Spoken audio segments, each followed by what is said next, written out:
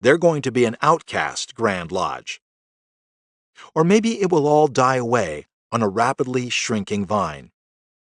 Membership in all service clubs for men peaked during the 1920s and 1930s in North America, entering a long decline in the years after World War II.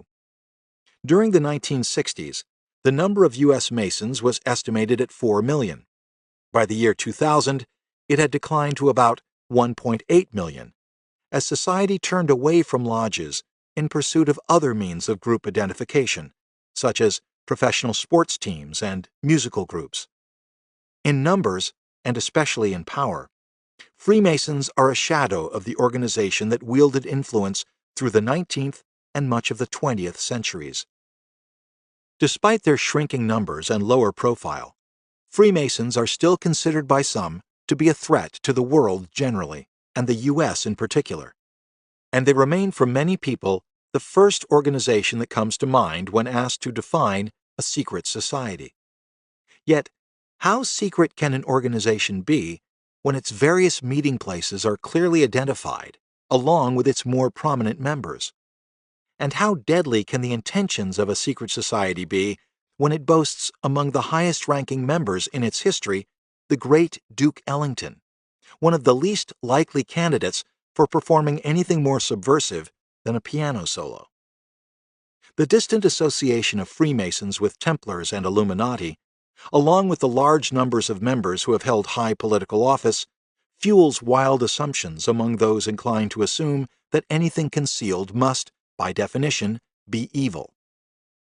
Yet this is nothing but extreme speculation. Almost no one claims evil deeds or intentions for the Shriners, elevated Masons whose antics may be tiresome to some, and whose charitable activities may be less all-embracing than its members suggest. The mainstream media rarely address negative aspects of Masonry or claims of the global powers attributed to it. In fact, media coverage of Freemasonry occurs only in response to shocking events, such as an incident that took place in the basement of a Long Island Masonic Lodge in March 2004. On that evening, William James, 47, gathered at the lodge with about a dozen confirmed Masons to initiate them into the order. Knowing the process would be designed both to frighten him and build confidence in his lodge brothers, James arrived that evening filled with excitement and anticipation. After enduring the blindfolded knock at the lodge door and the request for more light, James was asked to place his nose alongside a mock guillotine. When the guillotine left his nose intact, he was ordered to step carefully among several scattered rat traps, followed by walking a plank. Nothing surprising occurred until the most dramatic part of the ceremony, which consisted of James being set in front of a shelf holding 2 empty tin cans. At a signal, a Masonic brother was to fire a pistol in James's direction, and the 2 tin cans would tumble noisily from the shelf, convincing James that the gun had actually been loaded. The shots were to be fired by 77-year-old Albert Ide, who arrived for the ceremony carrying a .22 caliber revolver in one pocket and a .32 caliber revolver in the other. The smaller pistol was loaded with blank cartridges, the .32 with real bullets. At a signal from one of the brothers, Ide reached into his pocket, withdrew a pistol, and instead of aiming it at the empty tin cans, he pointed it directly at William James and fired. He had chosen the wrong pistol. The bullet entered James's head, and he died instantly. Freemason leaders quickly distanced themselves from the tragedy, noting that the procedure had nothing to do with true Masonic traditions or ceremonies.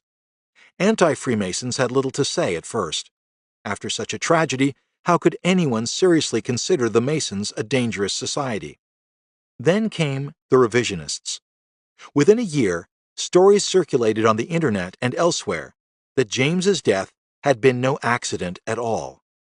Ide had been ordered to eliminate James because the about-to-be-initiated Mason had planned to infiltrate the organization and reveal its true clandestine activities.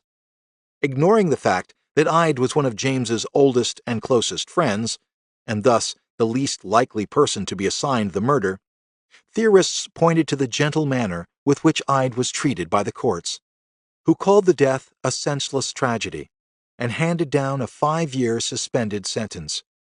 This, they said, was proof that Masons controlled both the media and the justice system.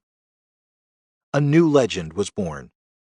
If Freemasons endure for a few more centuries, William James may well be associated with William Morgan as another tragic victim of the Freemasons and the machinations of their secret society.